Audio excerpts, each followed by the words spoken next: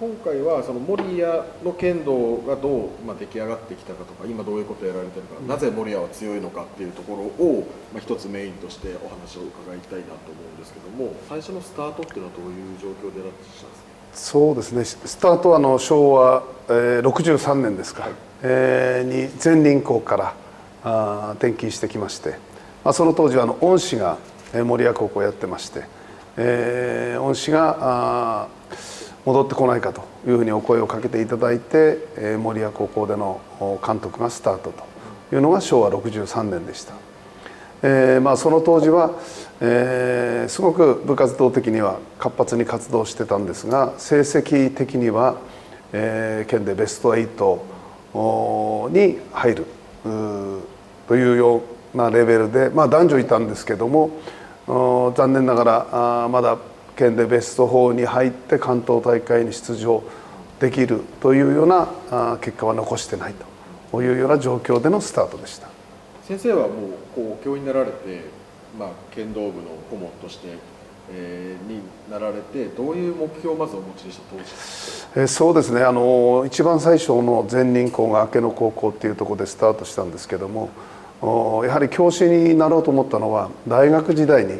中京大学という愛知県にある大学に進んだんですけども、そこで近藤敏夫先生の道場のですねお手伝いを大学3年生4年生の時にやらせていただきまして、その時に小学生を指導していくという中で、やっぱり衝撃的な出会いといいますか、その子どもたちのひたむきな姿勢とか、その剣道以外のしつけの部分とか、小学生でもこんな技が打てるんだっていう、本当に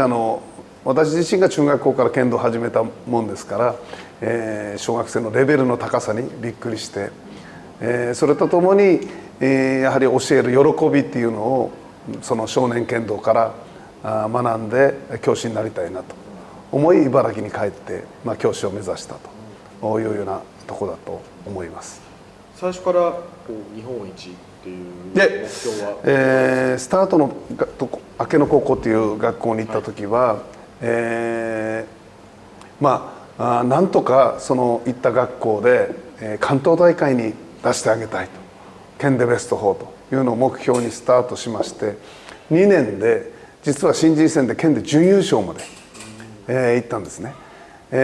そういうのがあって守谷高校に来た時に、自分の中では少しやれるっていう手応えを持って、守谷高校に、教員4年目ですかに移動してきたと。その当時恩師が頑張っておられて、恩師の指導を受け継ぎながら自分の色を出していってというような感じで、その当時はですね、日本一なんていうのはちょっとおこがましくてですね、正直関東大会に出せるように頑張ろうって思ったのがスタートでしたね。じゃあどっかのきっかけがあって、やっぱり日本一を目指さなきゃいけない、目指したいって思うきっかけというのがあったってことですか？ですね、2年目の平成元年に男女ともベスト4で関東大会に出場して、女子は初出場だったんですけど初優勝という、自分としてもびっくりするような成績を収めて、その時に関東優勝、県もまだ優勝してなかったんですね。で県大会優勝よりも関東優勝が先で、ただその時に今度インターハイに出たいと、県でまず一番になって、そして全国にという思いが強くなったのは、関東大会初出場初優勝の時にやっぱり強く思ったのはその時ですね。やはりインターハイに出たい、で全国でどうなのか、通用するのかどうなのかっていう思いでスタートしたのがちょうど平成元年になります。で初めてインターハイに出られたのはですね、関東が2年目で初優勝したんですが、その年のインターハイ予選も負けました。で県大会勝つのはやっぱり厳しいというのが実感でして、初めて出たのがちょうど5年目に、宮崎の高千穂インターハイに初出場したのが最初です。その時の結果は予選リーグ敗退というような結果で、その高千穂インターハイの思い出というのはですね、試合の結果よりも帰りにですね、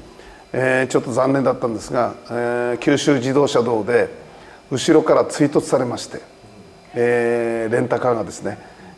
九州自動車道で横転するという大事故が起きまして、運転していた保護者、で生徒かなりひどい怪我をしまして、手術をすると。で私も含めてですね、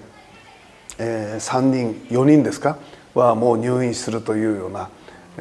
すごい大事故でした。本当にマイクロバスがですねもう血だらけで茂ってしまって、よく植木の高速隊の方がよくこれで死人が出なかった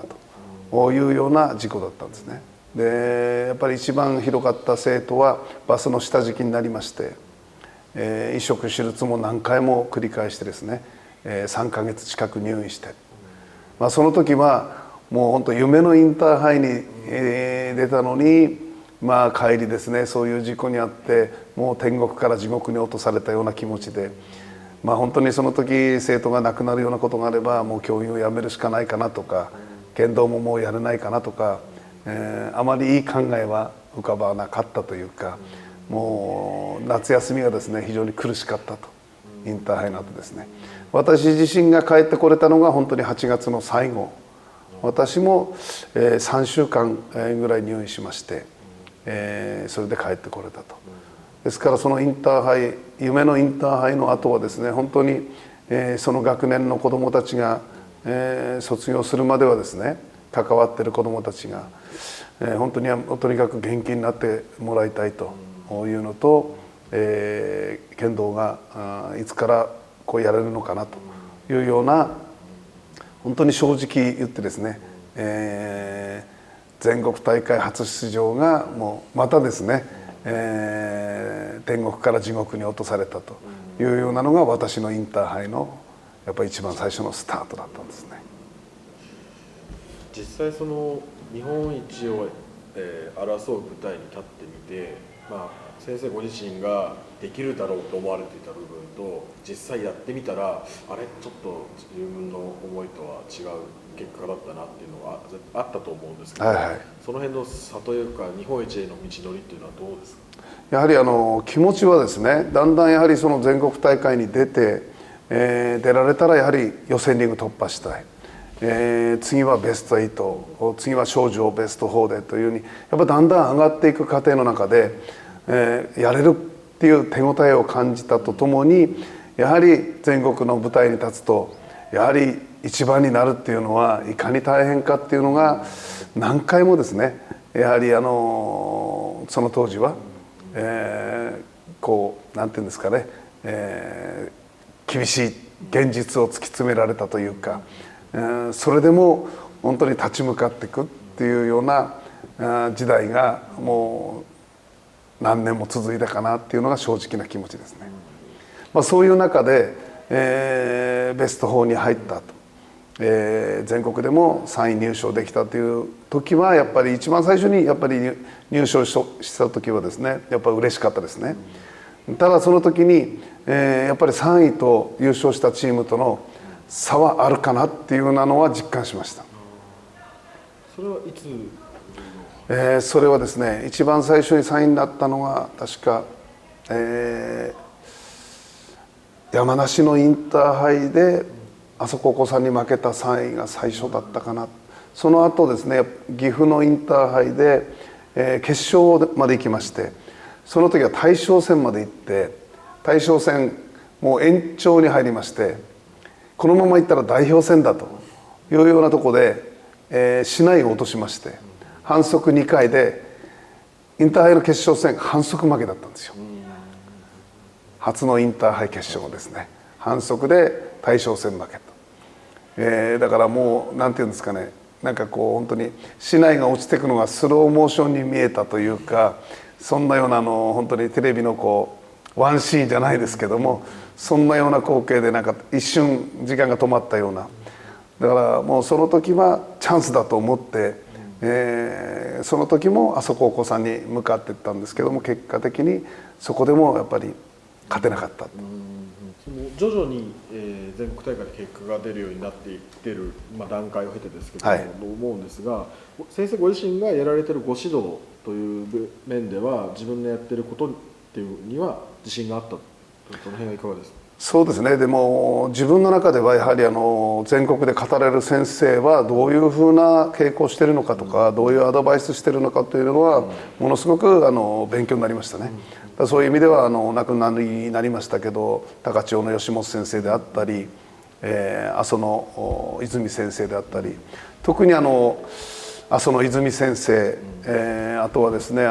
関東でいうと千葉の阿波南田におられた馬場先生、そういう先生方に非常に可愛がっていただいて、よくいろんなとこで、茨城で頑張ってる若手だっていうことで目をかけていただき、声もかけていただいたっていうのは大きかったですし、いつかこの先生方を超えてやるっていう思いは、もうそういう投資はですね、かきたてながら向かっていったんですけど、跳ね返されてたというようなのが続いたっていうような感じはありましたね。ただ指導に関してはその剣道のやはり強くされる先生、もしくは、選手権に出るような強い先生方の話はもちろんだったんですけど、やっぱり同じことをやっていてもダメかなっていう部分では、特に私がやったのは他競技のですね